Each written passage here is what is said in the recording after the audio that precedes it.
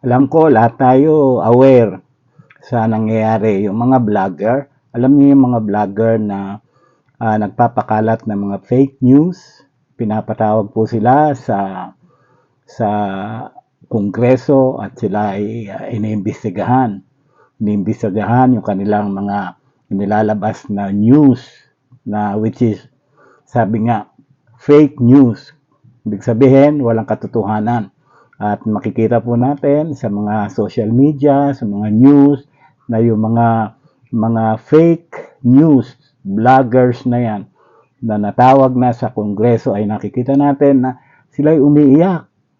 Umiiyak sila, nagsosorry.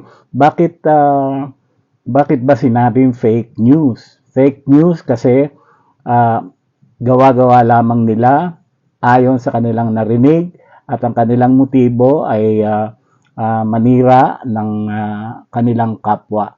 Kaya po tinawag na fake news dahil wala silang mga matibay na resources, wala silang ebidensya, or wala silang document na makakasuporta ng kanilang ibinalita ay hindi po fake news.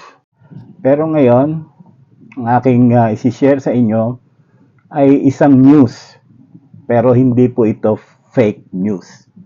Hindi lamang ito tunay na balita o tamang balita, kundi ito po ay makatotohanan. Bakit po? Meron po kung tatanungin niyo po sa akin ano ang source ko, saan ko to kinuha? Ito ay kinuha ko po sa aklat ng kasulatan. At ang ating pong source ay ang Biblia at ang source ng mga taong sumulat ng Biblia ay walang iba kundi ang Diyos. Kaya nga po sabi po dito sa aklat ng ikalawang Timoteo, chapter 3, verse 16. Ang sabi po rito, ang lahat ng kasulatan ay kinasihan ng Diyos at kapaki-pakinabang sa pagtuturo ng katotohanan, sa pagsaway sa kamalian, sa pagtutuwid sa likong gawain at sa pagsasanay para sa matuwid na pamumuhay. Ayan, maliwanag po na ang nakatala sa aklat ni Timoteo ay nagsasabi na ang kasulatan ay kinasihan ng Diyos. Kaya po, ang lahat ng kasulatan ay kinasihan ng Diyos. So, ibig sabihin, ang sinasabi ng Biblia na atin pong magiging source ay sinulat po ni Timoteo at ito po, nung kanyang isinulat, ang naging source niya ay ang Diyos sapagkat kinasihan po siya ng Diyos nung kanya po itong isinulat. At ano po ang layunin ng salita ng Panginoon? Ang sabi po rito, at kapaki-pakinabang sa pagtuturo ng katotohanan, sa pagsaway sa kamalian, sa pagtutuwid sa likong gawain at sa pagsasanay para sa matuwid na pamumuhay. So, ibig sabihin po, ang aking pong news na ihatid sa inyo ay hindi po upang siraan ng isang tao, kundi po sabi rito ay ang news na ito ay may pakinabang sa pagtuturo ng katotohanan, sa pagsaway sa kamalian, sa pagtutuwid sa liko, gawain at pagsasanay sa matuwid na pamumuhay.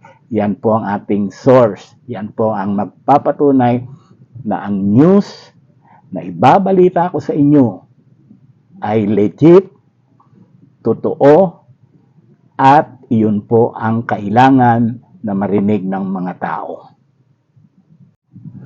Ngayon, ito po ang news. Ito po yung sinasabi kong news.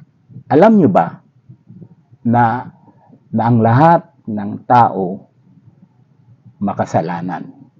Yan po yung news na sinasabi ng Diyos sa lahat sa atin, mayaman man, middle class man, mahirap man, may kapangyarihan man, may mga tao man sila sa gobyerno, isa lang ang sinasabi ng Diyos. Ang sabi ng Diyos ay lahat ay nagkasala. At ito pong news na ito ay makikita po natin sa aklat po ng Roma chapter 3 verse 23. Sabi po rito, sapagkat ang lahat ay nagkasala at walang sino mang nakaabot sa kaluwalhatian ng Diyos. So, makita po natin, hindi po natin kailangan magturuan, ikaw ang mali, ako ang tama, ikaw ang mali, ikaw ang tama, ako tama, ikaw mali. Hindi po iyon ang kailangan. Ang kailangan po ng tao, kailangan po ng bawat isa sa atin, malaman natin ang news, ang truth sa sinasabi ng Panginoon sa atin na walang sino man sa atin ang nakaabot sa kaluwalhatian ng Diyos dahil lahat tayo ay makasalanan. Kaya po yun po yung news na atin pong i-share sa inyo. Sabi nga, may nakikita ako minsan nakapost, sabi nila real talk. So ito po siguro yung pinakamaganda talagang real talk dahil ang atin pong isinyer at pinag-usapan ay totoo at katotohanan. Sabi po ng salita ng Panginoon ay saliksikin mo ang katotohanan at ang katotohanan ang magpapalaya sa iyo. Ang kailangan po natin ay hindi po natin kailangan ang fake news. Ang kailangan po natin bilang mga tao ay maunawaan natin ang tunay na news na nanggaling pa sa Diyos na nagsasabi na lahat tayo ay makasalanan.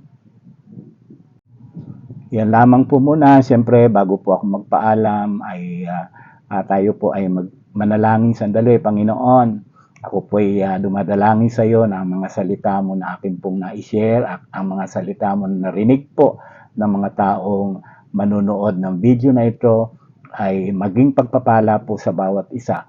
Wala po kaming layunin kundi ipabatid sa bawat tao na lahat kami ay nagkasala at wala pong nakalugod, nakarating sa kaluwalhatian mo. Loobin mo, Panginoon, sa mga susunod pang araw na magkakaroon po ng ganitong pagbabalita ay makita namin, Panginoon, ano ang solusyon mo. Ano ang solusyon mo sa amin ng mga tao upang kami, Panginoon, ay makalaya po sa kasalanan. Salamat po sa iyong papuri. In Jesus' name, Amen.